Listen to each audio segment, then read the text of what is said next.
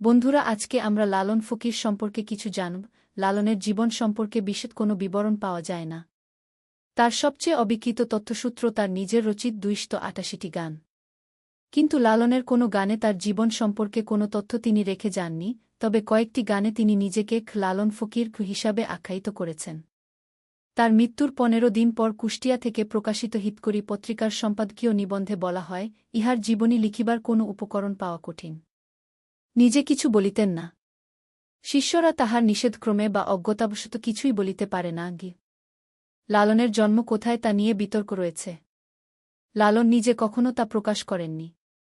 কিছু সূত্রে পাওয়া যায় লালন ১৭৭৪ খ্রিস্টাব্দে তৎকালীন অবিভক্ত বাংলার, বর্তমান বাংলাদেশের, ঝিনাইদহ জেলার হরিণাকুণ্ডু উপজেলার হারিশপুর গ্রামে জন্মগ্রহণ করেন।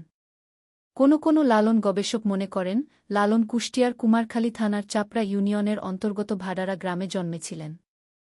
এই মতের সাথেও অনেকে দ্বিমত পোষণ করেন।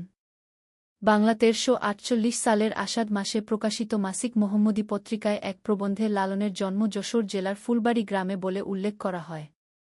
এক সূত্র থেকে জানা যায়, তার পিতার নাম কাজী দরিবুল্লাহ দেওয়ান, পিতামহের নাম কাজী গোলাম কাদির ও মাতার নাম আমিনা খাতুন। কাজী তাদের বংশগত উপাধি। গবেষকদের ধারণা, লালন শাহের আরও দুই ভাই ছিলেন, আলম শাহ ও কলম শাহ। আলম শাহে কলকাতা শ্রমিকের কাজ করেন। আরেক তথ্য থেকে জানা যায়, তারা ৪ ভাই, আলম শাহ, কলম শাহ, চলম শাহ ও লালন শাহ। চলম শাহ নামে ভাই ছিল না বলে মনে করা হলেও মলম শাহ নামে আরেক ভাই ছিলেন। ৭৬-এর মন্বন্তরে আলম ও মলম মৃত্যুমুখে পতিত হন।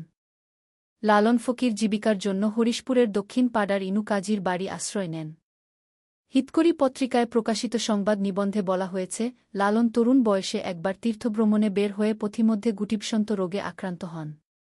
তখন তার সাথীরা তাকে মৃত ভেবে পরিত্যাগ করে যার যার গন্তব্যে চলে যায়।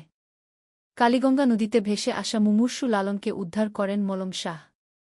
মলম শাহ ও তার স্ত্রী মতিজান তাকে বাড়িতে নিয়ে সেবাশুশ্রূষা দিয়ে সুস্থ করে তোলেন। এরপর লালন তার কাছে দীক্ষিত হন এবং কুষ্টিয়ার ছেউড়িয়াতে স্ত্রী ও শিষ্যসহ বসবাস শুরু করেন। গুটিবসন্ত রোগে একটি চোখ হারান লালন। ছেউড়িয়াতে তিনি দার্শনিক গায়ক সিরাজ শাইয়ের সাক্ষাতে আসেন এবং তার দ্বারা প্রভাবিত হন। এছাড়া লালন সংসারী ছিলেন বলে জানা যায়। তার সামান্য কিছু জমি ও ঘরবাড়ি ছিল। লালন অশ্বারোহণে দক্ষ ছিলেন এবং বৃদ্ধ বয়সে অশ্বারোহণের মাধ্যমে বিভিন্ন স্থানে যেতেন।